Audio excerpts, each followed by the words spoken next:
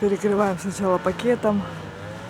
Ребята полностью перекрывают. Ну, может, где-то там оно и нет. Но стараемся полностью закрыть, чтобы двойная защита была.